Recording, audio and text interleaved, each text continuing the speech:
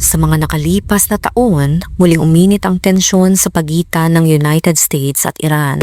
Ang dating hidwaan sa politika ay nauwi sa mga pag-atake sa iba't ibang bahagi ng Middle East. Noong 2025, nagsagawa ang US ng pag-atake sa ilang site ng Iran. Agad namang ginantihan ng Iran laban sa mga base ng Amerika.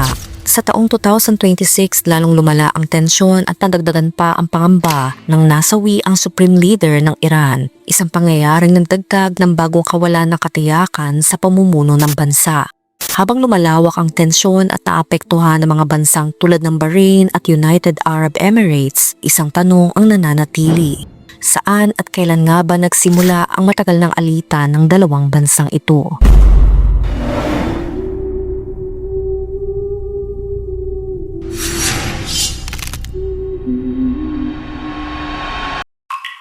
Sa unang tingin, parang karaniwang gusali lang ang isang embassy, pero sa loob nito may mahalagang papel itong ginagampanan sa relasyon ng mga bansa. Ang embassy ay isang permanenteng lugar ng diplomasya, kung saan ang mga kinatawan ng isang bansa ay nagtatrabaho sa ibang bansa upang panatilihin ang magandang ugnayan ng dalawang pamahalaan. Halimbawa, ang United States sa iba't ibang panig ng mundo ay mayroon nitong mga embahada sa maraming bansa. Isa sa may pinakamarami sa buong mundo na halos 168 na embahada ayon sa ilang tala. Sa parehong paraan, maraming bansa rin ang may kani-kanilang embahada sa loob ng United States. Para ito isang malawak na network ng diplomasya kung saan ang bawat gusali ay nagsisilbing tulay ng komunikasyon at pagkakaunawaan. Ngunit kung minsan ang mga lugar na ito na dapat sana'y simbolo ng kapayapaan ay nagiging sentro ng tensyon. Noong November 4, 1979, isang pangyayari ang nagbago sa takbo ng relasyon ng dalawang bansa. Isang grupo ng mga estudyante sa kolehiyo ang pumasok at sumakop sa embassy ng United States sa Iran. Sa loob ng ilang oras, naging kontrolado nila ang gusali at 63 na Amerikanong mamamayan ang napilitang manatili roon bilang mga bihag. Paano nauwi sa ganitong sitwasyon ng isang embahada na dapat ay lugar ng pakikipag-ugnayan? Upang maunawaan ang misteryong ito, kailangan nating bumalik sa mas maagang panahon sa bansang Iran. Taong 1953, ang mundo ay nasa gitna ng isang mahabang tensyon na tinatawag na Cold War. Ito ang panahon na matinding hidwaan sa politika at ideolohiya sa pagitan ng United States at ng mga kaalyado nito at ng Soviet Union kasama ang mga kakampi nito. Ito'y mula 1945 hanggang 1991. Bagamat walang direktang sagupaan sa pagitan ng dalawang kapangyarihan, patuloy ang kanilang impluwensya at kompetisyon sa iba't ibang bahagi ng mundo. Isa sa mga bansang naging mahalaga sa labanang ito ay ang Iran. Sa panahong iyon, ang punong ministro ng Iran ay si Mohammad Mossadegh.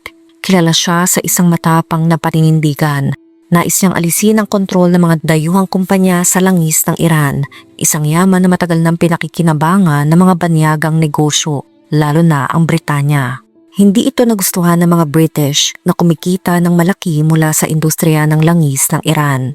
Unti-unting lumala ang tensyon at sa likod ng mga lihim na pagpupulong at tahimik na plano, isang desisyon ang nabuo. Sa tulong ng pamahalaan ng United States, nagkaroon ng isang lihim na operasyon upang pabagsakin ang pamahalaan ni Mossadegh. Sa panahong iyon, nababahala rin ang administrasyon ng Pangulong si Dwight Eisenhower na baka mapalapit ang Iran sa impluwensya ng komunismo, lalo na't katabi lamang nito ang Soviet Union. Sa huli, sinuportahan nila ang isang kudeta, isang bigla ang pagbabago ng kapangyarihan sa pamahalaan. Noong August 19, 1953, matagumpay na napatalsik si Mossadegh sa kapangyarihan at sa kanyang lugar muling pinalakas ang pamumuno ng isang hari, ang Shah ng Iran, si Mohammad Reza Pahlavi. Sa sandaling iyon, tila isang simpleng pagbabago lamang ng leader ang nangyari. Ngunit sa paglipas ng mga taon, ang desisyong iyon ay magiging isa sa mga ugat ng isang krisis na yayanig hindi lamang sa Iran kundi pati sa buong mundo. Sa loob ng maraming taon, ang hari ng Iran na mas kilala bilang Shah ay nanatiling malapit na kaalyado ng mga bansang kanluranin. Kilala siya sa kanyang matinding pagtutol sa komunismo at hindi rin siya tumutol sa patuloy na pagpasok ng mga dayuhang kumpanya sa industriya ng langis ng Iran. Para sa ilang grupo, ito ay tanda ng modernisasyon at pag-unlad. Ngunit para sa mas marami pang iba, ito ay naging dahilan na matinding pagkadismaya. Bagamat may mga sumusuporta sa pagbabalik ng Shah sa kapangyarihan matapos ang kudeta noong 1953, sila ay maliit na bahagi lamang ng populasyon. Ang dating punong ministro na si Mohammad Mossadegh na napatalsik sa pwesto ay lubhang popular sa maraming mamamayan. Siya ay halal ng mamamayan at tinitingala bilang simbolo ng soberanya ng Iran. Sa ilalim ng pamumuno ng Shah, unti-unting nabago ang direksyon ng pamahalaan. Ang ilang kalayaan na dating pinangangalagaan noong panahon ni Mossadegh ay napalitan ng mas mahigpit na pamamahala. Maraming kritiko ng pamahalaan ang ipinakulong at may mga ulat ng malupit na pagtrato sa mga tumututol sa rehimen. Dahil dito, lumawak ang galit ng mga mamamayan, hindi lamang sa Shah kundi pati na rin sa mga bansang pinaniniwala ang sumusuporta sa kanya, tulad ng United States at Britanya. Gayunpaman, hindi rin maikakaila na may mga pagbabagong ipinakilala ang Shah. Sa ilalim ng kanyang pamumuno, nakaranas ang Iran ng mabilis na paglago ng ekonomiya. Nagkaroon ng mga reformang panlipunan kabilang ang pagbibigay ng karapatang bumoto sa mga kababaihan at ang pagbubukas sa mga posisyon sa pamahalaan para sa mga hindi Muslim. Para sa ilan, ito ay hakbang patungo sa modernong lipunan. Sa kabila nito, patuloy na lumalim ang tensyon sa loob ng bansa. Habang tumatagal, lalong lumalakas sa mga protesta laban sa pamahalaan. Isa sa mga pinakakilalang kritiko ng Shah ay isang reliyosong leader na nagangalang Ruhollah Khomeini. Kilala siya sa kanyang matinding paninindigan at sa panawagan niyang magkaroon ng pamahalaang nakabatay sa relihiyon. Sa kabila ng kontrobersya sa kanyang mga pananaw, marami ang nahikayat sa kanyang mensahe laban sa Shah. Nang siya ay arestuhin at kalaunan ay pinatapon mula sa bansa, lalo lamang lumawak ang kanyang impluwensya. Habang nasa ibang bansa, patuloy niyang hinihikayat ang mga taga-suporta sa Iran natutulan ng umiiral na pamahalaan. Lumipas sa mga taon at pagsapit ng December 31, 1977, tumalaw sa Iran ang Pangulo ng United States na si Jimmy Carter. Sa isang talumpati sa isang pagdiriwang ng bagong taon na inihanda ng Shah, ipinahayag niya na ang pamumuno ng Shah ay suportado ng kanyang mamamayan at maayos ang kalagayan ng bansa. Ngunit sa realidad, iba ang nararamdaman ng marami. Ilang buwan lamang ang lumipas, nagsimula ang malawakang demonstrasyon sa iba't ibang bahagi ng Iran. Ang mga protesta na ito ay mabilis na lumaki at kalaunan ay nakilala sa kasaysayan bilang Iranian Revolution. Noong January 16, 1979, isang dramatikong pangyayari ang naganap. Ang mismong Shah ang napilitang umalis ng bansa. Siya ay tumungo sa ibang bansa upang magpagamot sa sakit na cancer. Ngunit hindi na siya muling nakabalik sa Iran. Sa pagkawala ng hari, nagbukas ang pintuan para sa isang bagong pamahalaan. Isang Islamic Republic ang naitatag. At di nagtagal ay bumalik sa Iran si Ruhollah Khomeini. Sa loob lamang ng ilang buwan, siya ang naging pinakamataas na leader ng bansa. Ngunit ang pagbabagong ito ng kapangyarihan ay hindi nagdala ng kapayapaan sa ugnayan ng Iran at ng United States. Sa halip, ito ang naging simula ng isang krisis na magpapayanig sa buong mundo, isang krisis na magaganap sa loob mismo ng isang embahada. Sa maraming paraan ng Rebolusyong Iranian noong 1979 ay tila nagsilbing pagtatapos ng isang mahalagang yugto sa kasaysayan ng gitnang silangan. Sa loob ng mga dekada bago ito, mula 1940 hanggang 1979, ang politika ng rehiyon ay higit na umiikot sa dalawang ideolohiya. Ito ay nasyonalismo at sosyalismo. Minsan ay magkaribal ang dalawang ito, ngunit may mga pagkakataong ding nagkakatulungan sila sa paghubog ng mga pamahalaan sa rehiyon. Ngunit nang umangat ang kapangyarihan ng mga ayatollah sa Iran, isang bagong ideolohiyang pampolitika ang unti-unting lumakas, ang Islamism, o ang idea ng pamahalaang nakabatay sa reliyong Islam. Hindi lang tagal lumawak ang impluwensya nito sa iba pang bahagi ng rehiyon. Sa parehong taon, isa pang pangyayari ang nagdagdag ng tensyon sa gitnang silangan. Noong huling bahagi ng 1979, sinalakay ng Soviet Union ang karatig bansa ng Iran na Afghanistan. Bilang tugon, nagsimulang lumaban ng mga mandirigmang Afghan na kilala bilang Mujahideen, na tinawag ang kanilang pakikibaka bilang isang jihad o banal na digmaan. Ang mga pangyayaring ito ay lalo pang nagpalakas sa pag-usbong ng mga kilusang may reliyosong ideolohiya sa rehiyon. Isa sa mga matagal ng hinaing ng mga grupong ito ay ang malalim na pakikialam ng Estados Unidos sa politika ng gitnang silangan at ng mas malawak na mundong Islamiko. Ang galit na ito ay ginamit ng mga bagong leader sa Iran upang palakasin ang suporta ng kanilang mga tagasunod.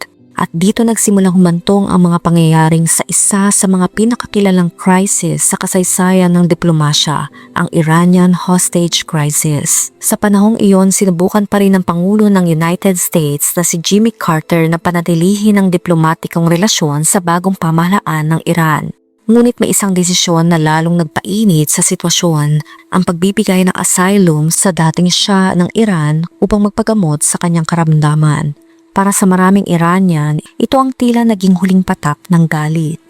Noong November 4, 1979, libo-libong estudyante sa kolehiyo na sumusuporta kay Ruhollah Khomeini ang nagtipon sa harap ng embassy ng United States sa Tehran. Hindi nagtagal nilusob nila ang gusali, kaunti lamang ang seguridad sa embahada kaya't mabilis nilang nakontrol ang lugar. Sa loob ng embahada, 63 na katao ang nahuli at ginawang bihag. Sa gitna ng kaguluhan, 6 na Amerikanong diplomat ang nakaligtas sa pagkakahuli. Nakapagtago sila sa bahay ng isang Canadian diplomat na si John Sheardown. Sa ilalim ng utos ng punong ministro ng Canada na si Joe Clark, pinahintulutan silang bigyan ng Canadian passports upang makatakas palabas ng Iran. Sa tulong ng CIA, isinagawa ang isang kakaibang plano ng pagtakas. Gumawa sila ng peking proyekto para sa isang science fiction film bilang panakip sa kwento upang mailabas sa mga diplomat mula sa bansa. Maaring tila hindi ka panipaniwala ang planong ito, ngunit nagtagumpay ito. Pagkalipas ng ilang dekada, ang kakaibang operasyong iyon ay naging inspirasyon ng pelikulang Argo na nagkwento kung paano nailigtas ang 6 na diplomat sa gitna ng isa sa mga pinakadramatikong krisis ng Cold War. Ngunit habang ang 6 na iyon ay nakatakas, marami pa ring bihag ang nanatili sa loob ng embahada. At ang kanilang kapalaran ay magiging sentro ng isang krisis na tatagal na mahigit 1 taon o 444 days habang ang buong mundo ay nagmamasid sa susunod na mangyayari. Habang lumilipas sa mga araw matapos ang paglusob sa embahada, lalo pang naging komplikado ang sitwasyon. Ilang sandali matapos ang unang pagkuha ng mga bihag, may 3 pang Amerikanong nadakip. Kaya umabot ng 66 ang kabuang bilang ng mga bihag sa loob ng embahada. Ipinahayag ng mga estudyanteng kumontrol sa gusali na handa lamang nilang palayain ng mga bihag kung matutukunan ang kanilang mga kahilingan. Ang pangunahing kondisyon nila ay ang pagbabalik sa dating Shah sa Iran, kung saan nais nilang harapin ito ang paglilitis para sa mga alegasyon laban sa kanyang pamumuno. Ngunit hindi lamang iyon ang kanilang hinihingi. Iginiit din ng mga dumukot na humingi ng opisyal na paumanhin ng pamahalaan ng United States dahil sa pakikialam nito sa mga panloob na usapin ng Iran. Lalo na ang papel nito sa pagpapatalsik kay Mohammad Mossadegh noong 1953. Bukod dito, hiniling din nila na ibalik sa Iran ang mga ari-arian at pondo ng bansa na naka-free sa United States patapos ang revolusyon. Sa gitna ng tensyon, may isa pang kapansin-pansing detalye. Bagamat ang mga dumukot ay mga Islamist na may konserbatibong pananaw, nakatanggap sila ng suporta at papuri mula sa ilang Marxist at kaliwang grupo sa iba't ibang bahagi ng mundo. Para sa mga grupong ito, ang krisis ay nakikita bilang simbolo ng pagtutol sa impluwensya ng mga makapangyarihang bansa sa ibang rehiyon. Sa kabila ng mahigpit ng sitwasyon, may ilang pagkakataon na nagpakita ang mga dumukot na mga hakbang na tila nagpapakita ng konsiderasyon sa ilang grupo. Halimbawa, noong November 19, pinalaya nila ang isang babaeng bihag at 2 African-American na bihag, na ayon sa kanilang pahayag ay bilang pagkilala sa pakikibakan ng mga inaaping komunidad. Gayunpaman, para sa karamihan ng mga bihag na nanatili sa loob ng embahada, ang kanilang kapalaran ay nanatiling hindi tiyak, habang ang buong mundo ay patuloy na nagmamasid sa kung paano haharapin ng 2 bansa ang lumalalang krisis. Bago tuluyang palayain ang ilan sa mga bihag, pinaharap muna sila ng mga dumukot sa isang press conference. Doon hiniling sa kanila na magsalita at magpahayag ng suporta sa mga layunin ng Iranian Revolution. Kinabukasan, pinalaya pa ang 4 na kababaihan at 6 na African American na bihag. Isang hakbang na ipinakita ng mga dumukot bilang simbolikong pakilala sa mga komunidad na kanilang itinuturing na matagal nang nakaranas ng diskriminasyon. Samantala sa kabilang panig ng mundo, halos nakatutok ang buong United States sa bawat balita tungkol sa krisis. Maraming Amerikano ang araw-araw na sumusubaybay sa telebisyon para sa pinakbagong ulat tungkol sa kalagayan ng mga bihag. Noong January 1980, nagsimulang tapusin ng kilalang news anchor na si Walter Cronkite ang kanyang gabi-gabing balita sa pamamagitan ng pagbanggit kung ilang araw na ang lumipas mula na makuha ang mga bihag. Unti-unti naging simbolo ito ng matagal na paghihintay ng buong bansa. Ang krisis ay nagdulot ng matinding damdaming makabayan sa Amerika. Maraming mamamayan ang nagkaisa sa panawagang mailigtas sa mga bihag. Ngunit sa kasamaang palad, nagkaroon din ng pagtaas ng diskriminasyon at karahasan laban sa mga Iranian-American na nadamay sa galit at tensyon ng panahong iyon. Sa simula, sinubukan ni President Jimmy Carter na resolbahin ang sitwasyon sa pamamagitan ng diplomasya. Nang hindi ito magtagumpay, gumamit siya ng pang-ekonomiyang presyon. Itinigil ng United States ang pag-angkat ng langis mula sa Iran at pinahintuloy na pagbebenta ng armas sa bansa. Ngunit sa kabila nito nanatiling matigas ang paninindigan ng mga dumukot at ng leader ng Iran na si Ruhollah Khomeini na sumuporta sa kanilang aksyon. Habang nagpapatuloy ang negosasyon sa buong 1980, lalong naging mainipin ang pamahalaan ng United States. Noong April 24, 1980, taglungsad si Carter ng isang lihim na operasyon na tinawag na Operation Eagle Claw, isang planong iligtas sa mga bihag gamit ang puwersang militar. Ngunit mula sa simula tila hindi pabor ang kapalaran sa operasyon. Nagkaroon ng sunod-sunod na problema sa mga helicopter na gagamitin sa misyon. Ang isa ay nasira, ang isa ay nahuli sa isang malakas na sandstorm, at sa gitna ng kaguluhan ay nagkaroon ng banggaan sa pagitan ng isang helicopter at isang transport aircraft. Sa trahedyang iyon, 8 sundalong Amerikano ang nasawi.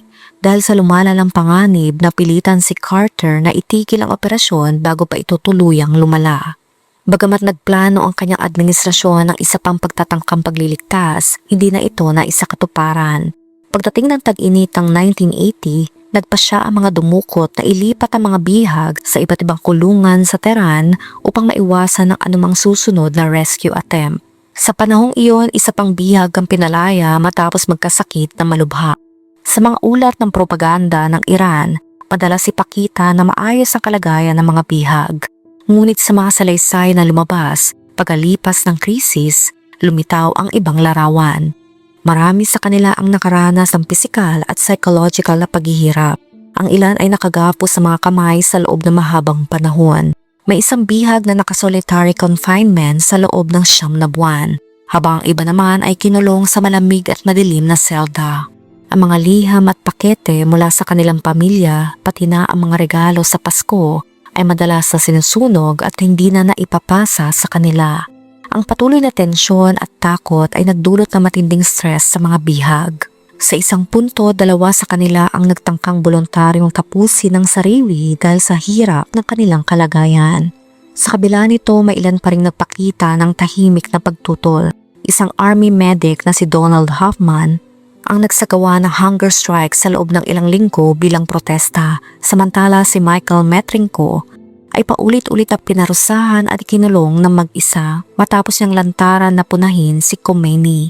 May 4 ding bihag na nagtangkang tumakas, ngunit nang sila ay mahuli, inilagay sila sa solitary confinement bilang kaparusahan. Habang tumatagal ang mga buwan, lalong naging malinaw na ang crisis ay hindi agad matatapos at ang kapalaran ng natitirang mga bihag ay nanatiling nakabitin. Habang ang buong mundo ay patuloy na naghihintay kung paano ito magwawakas. Habang nagpapatuloy ang krisis, papalapit naman ang taong 1980. Isang mahalagang taon sa politika ng United States dahil ito ang panahon ng halalan sa pagkapangulo. Malinaw na ang patuloy na pagkabihag ng mga Amerikano sa Iran ay naging mabigat na hamon para kay Pangulong Jimmy Carter, lalo na sa kanyang kampanya para sa muling pagtakbo sa pwesto. Samantala ang kanyang pangunahing kalaban sa halalan na si Ronald Reagan ay madalas na pumuna sa paraan ng pamamahala ni Carter sa krisis. Para sa marami, ang patuloy na pagkabigo na mapalaya ang mga bihag ay naging simbolo ng kahinaan ng administrasyon sa harap ng isang pandaigdigang hamon. Dumating ang araw ng halala noong November 4, 1980. Eksaktong isang taon matapos makuha ang mga bihag sa Tehran, sa halalang iyon nagwagi si Reagan ng may malaking lamang. Para sa maraming tagamasid, ang krisis sa Iran ay isa sa mga salik na nakaapekto sa resulta ng halalan. Gayunpaman, kahit matapos ang kanyang pagkatalo, ipinagpatuloy pa rin ni Carter ang mga negosasyon upang mapalaya ang mga bihag. Hanggang sa huling araw ng kanyang panunungkulan, patuloy ang pakikipag-ugnayan ng kanyang administrasyon sa mga kinatawan ng Iran. Sa wakas, noong January 19, 1981, isang araw bago matapos ang kanyang termino, nakamit ang isang mahalagang kasunduan. Sa lungsod ng Algiers sa Algeria, formal na nakasundo ang mga kinatawan ng United States at Iran sa isang kasunduan na tinawag na Algiers Accords. Sa ilalim ng kasunduang ito, ilang mahalagang kondisyon ang napagkasunduan. Nangako ang United States na hindi na makikialam sa mga panloob na usaping pampolitika at militar ng Iran. Papayagan ng United States na maibalik sa Iran ang mga naka-freeze nitong ari-arian at pondo at aalisin ang ilang paghihigpit sa kalakalan. Isang international tribunal ang itatatag upang resolbahin ang mga hindi pagkakaunawaan ng dalawang bansa sa hinaharap. Nangako rin ng United States na magiging maayos at malinaw ang proseso ng paglilipat ng mga ari-ariang may kaugnayan sa dating Shah. Samantala, ang dating Shah na si Muhammad Reza Pahlavi ay nasawi na noong July 1980 sa Egypt, matapos sa mahabang pakikipaglaban sa sakit na cancer. Sa kabilang panig, sumang-ayon ng Iran na bayaran ang mga natitirang utang nito sa mga institusyong Amerikano. Ngunit higit sa lahat, ang pinakamahalagang bahagi ng kasunduan ay ito, palayain ng Iran ang lahat ng natitirang bihag. Matapos ang 444 na araw na pagkabihag, ang krisis na matagal na nagbigay ng tensyon sa pagitan ng dalawang bansa ay sa wakas ay malapit ng magwakas. Sa isang sandaling halos sabay na magtatapos ang termino ng isang pangulo at magsisimula ang panibagong yugto sa kasaysayan ng relasyon ng Iran at United States. Pagkatapos ng 444 na araw na pagkabihag, sa wakas ay dumating ang sandaling hinihintay ng buong mundo. Malaya na mga bihag. Habang naglalakad sila palabas patungo sa eroplano na magdadala sa kanila palabas ng Iran, libo-libong tao ang nagtipon sa paligid. Maririnig sa karamihan ang mga sigaw ng galit, kabilang ang mga panawagang "Death to America." Para sa maraming Iranian, ang krisis ay simbolo ng kanilang pagtutol sa impluwensya ng United States sa kanilang bansa. Ngunit sa loob ng eroplano, ibang emosyon ang namayani. Ayon sa manunulat na si Mark Bowden, nang ipahayag ng piloto na tuluyan na silang nakalabas ng himpapawid ng Iran, hindi na napigilan ng mga dating bihag ang kanilang damdamin. Nagsigawan sila sa tuwa, may mga nagpalakpakan, may napaiyak at ang iba ay nagyakapan sa gitna ng matinding emosyon. Matapos sa mahigit isang taon ng takot at kawalan ng katiyakan, sa wakas ay natapos na ang kanilang paghihirap. Gayunpaman, hindi agad naglaho ang mga sugat ng kanilang karanasan. Ilan sa mga bihag ay nakaranas ng post-traumatic stress sa loob ng maraming taon pagkatapos ng krisis, dala ng mga alaala ng mahirap na panahong kanilang pinagdaanan. Kinabukasan, pagdating nila sa United States, sinalubong sila ng napakalaking patitipon ng mga mamamayan. Libo-libong tao ang nagtipon upang ipakita ang kanilang suporta at pagbati sa ligtas na pagbabalik ng mga bihag. Para sa marami, iyon ang sandaling nagsara ang isang napakahabang kabanata ng pangamba at paghihintay. Sa mas malawak na pananaw, ang Iran hostage crisis ay nagdulot ng malaking dagok sa moral at reputasyon ng United States sa pandaigdigang entablado. Sa kabilang banda sa loob ng Iran, lalo nitong pinatibay ang impluwensya at prestihiyo ng leader na si Ayatollah Ruhollah Khomeini. Ngunit ang mga pangyayari ay hindi doon nagtapos. Noong sumunod na taon, sinalakay ng Iraq ang Iran na nagsimula ng digmaang kilala bilang Iran-Iraq War.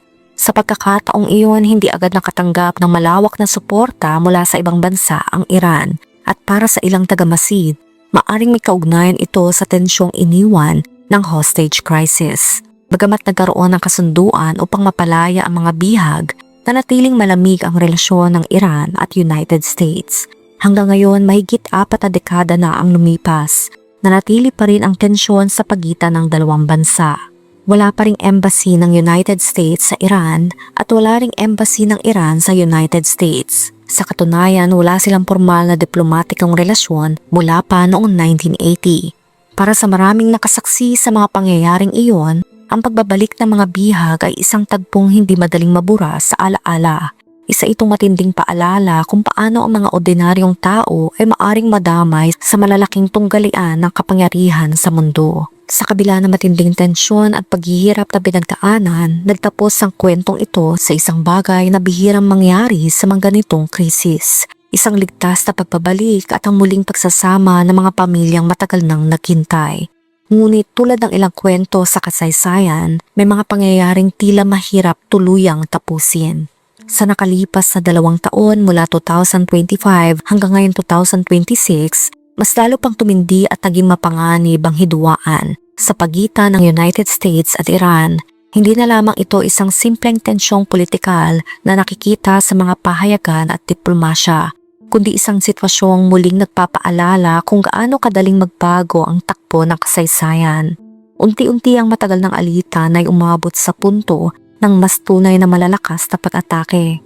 Para sa maraming tagamasid, tila unti-unting nabubuo ang isang mas malalim at mas komplikado kwento sa likod ng mga pangyayaring ito.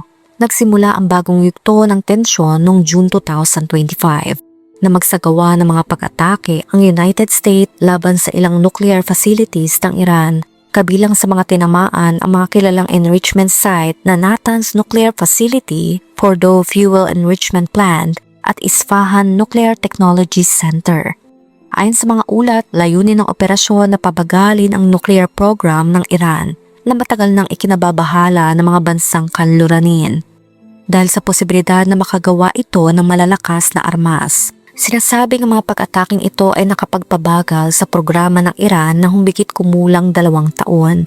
At ito rin ang naging isa sa mga unang direktang pag-atake ng US sa loob ng Iran matapos ng maraming taon ng tensyon. Hindi nagtagal dumating ang tugon ng Iran.